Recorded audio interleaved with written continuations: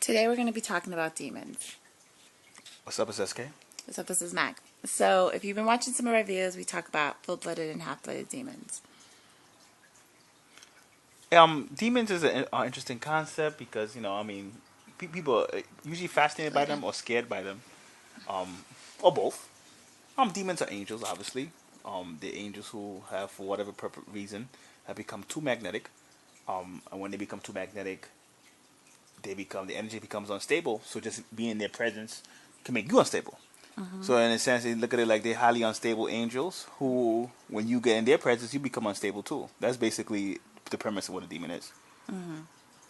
So why do people become unstable, would you say? They're too magnetic, so it upsets the balance of the electromagnetic energy in your aura.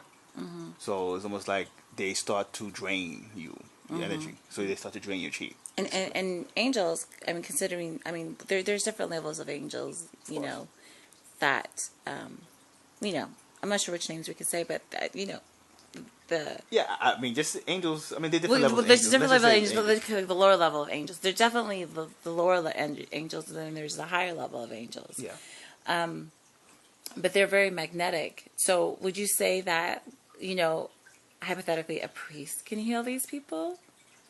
Because obviously they're magnetically, electronically messed up. Well, think of it, all the stories you hear. A priest can maybe exorcise them. Like they can perform an exorcism to get a demon out your body. Well, but they can't heal a demon. Okay, but what would you say for someone who doesn't know what an exercise is? Well, just when you overload the person's body with a lot of a lot of chi, so like solar energy. Just overload them totally, completely, just burn them out, and it snaps the connection, and then the demon.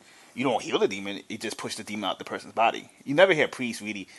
They get rid of the demons, but you don't heal the demons. There's a specific type of angel that specializes with healing demons. That's not a human. A human cannot heal. I'm not gonna say it, but a human cannot heal a demon. No, a human. Yeah, exactly. But what I'm saying is, but when it comes to half demons, that solar energy would probably, the concept that they're using, which is basically working with solar energy, would work more with half-bred demons. Yeah. No, it won't heal them. But that technique of building up chi or solar energy and then using your will to banish would work, but it won't really heal. So why do they act? Why? Okay, so they're magnetic. Why are they come to humans? Would you say? Obviously, they don't have a home. Well, they don't have a home, so that it's not that Mental they come to humans. They come to animals. They go to humans. They go to anybody who's living. Some, they just because the people who are living. Think of it: a creature has chi. They feed on it. Right. So they go to anybody with chi. Humans have more chi than animals, so we're more obvious. The humans are more the obvious candidate. So that's the candidate. Who would you say would be the best person to somebody unstable? The candidate. Somebody what's unstable? What you call? I'm asking questions because I know these are the questions people are going to ask. Okay, I would say let's say you have what the New Age community calls star seeds, or what we call Messiah seeds. They have no more energy. They have a lot of natural energy, but they're not stable because they're not trained on how to use their gifts. So they're just wandering around with lots of potential, but not really trained. They're the number one target a popular demon will go to. Actually, not even a demon. A lot of parasitic deities, aliens, whoever. DLs, yeah. Interesting. So, demons in general. I know a lot of people think it's cool, and you see a lot of magicians try to use demons, and they say demons are. Actually, I don't even really think they're using. Some of them, I don't even think they're using real-blooded demons. Well, everything. Come on, what we have to look at is different levels, they're different names. So when we say full-blooded demon, we're not even talking about demons that most people are even aware of. There's you have a place called the Qliphoth or the Land of Shells. Those will be classified as that. There's no way humans gonna be able to tame that. No. There's no way you're gonna control that. But then that's why they're quarantined and they actually they're actually in hell. When you practice certain systems, they open up doors and go to the best. To that system, and you let them in. That's why certain systems, they say if you start to practice them, you can't banish them, because those you could classify those beings as full-blooded demons. You want those beings. There is nothing you can do to once you call them in there. You have to actually either have some other advanced magic, right? Because the magic that we have that's based on our tree, the Kabbalah tree of life, of below the it's not going to work on them. Yeah, because that region is a region that has no sun. It's like the symbolism. No When they say it has no tabarip. sun, it means no tabarip. It means solar energy doesn't work there. So, in a sense, it's kind And of. our rituals are basically made on I mean, tabarip yeah, I and mean, solar there's, energy. I mean, solar rituals, lunar rituals. Obviously, lunar ritual has no Right. chance. Solar ritual is not gonna work on that either. So they're pretty much a total different type of physics in Yeah, essence. basically. And planetary system. Basically, that's a whole nother story. So those full blood, those type beings don't have access. So the demons that people are talking about Are not really, a total different. Yeah, they're weaker. Yeah. Yeah, and Right. you see some of those demons, the weaker, supposedly weaker ones, they still give people problems. And sometimes it still take people 6-7 teams of people banishing and saging and priests. You have priests saying they took weeks holding somebody, tying them down, and keep reading the verses from the Bible. Right. Yeah.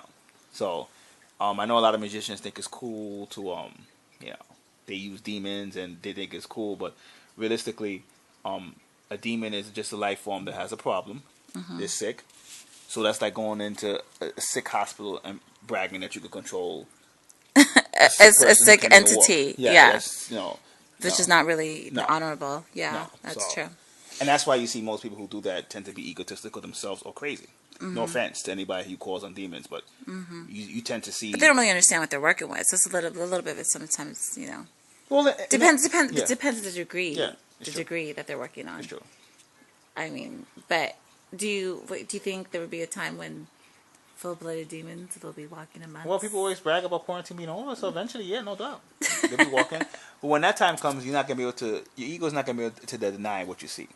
And that, yeah, exactly. See, most what you call demons, people call demons now. It's not really Your ego could deny it for the most part, unless it's some special cases. right.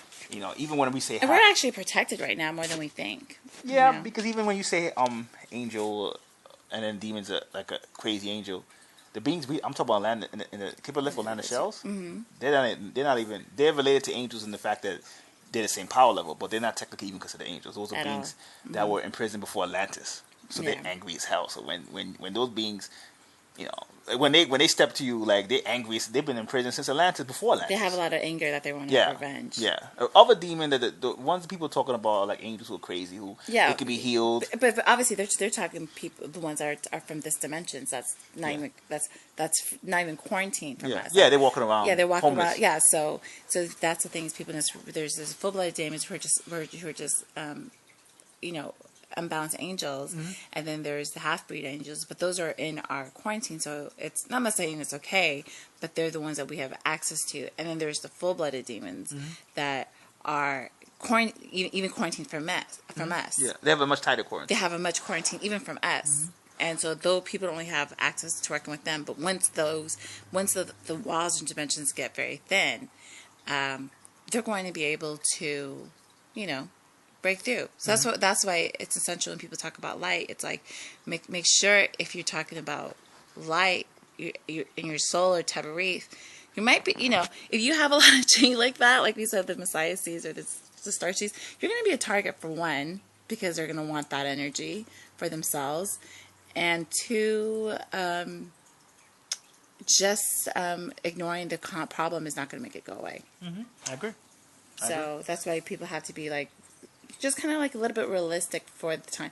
Just even if it's just like what if. And I know a lot of people think the concept of saying, oh, just think positive, and everything's going to be okay. But at the same time, that's the same thing as saying ignorance is a bliss. People say, oh, there's homeless people in Africa. There's not enough water. We have GMO food. People don't want to talk about politics because they think spirituality and politics don't mix. And then it's like, okay, well, that's great. But it's still, the issue's still there. I mean, ignoring it is not going to make it go away. I mean, GMO, cancer in our blood cells and stuff is still the problem is still there. Shadow government. Even if you don't want to talk about it, ignoring it is not going to make the problem go away. If anything, you're helping the problem. But people, a lot of times, if there's a lot of darkness, you gotta shed light on it. And it's crazy because the darkness wants to be lurk, and the darkness doesn't really want to be shown. So it's acknowledgement and even consciousness is light.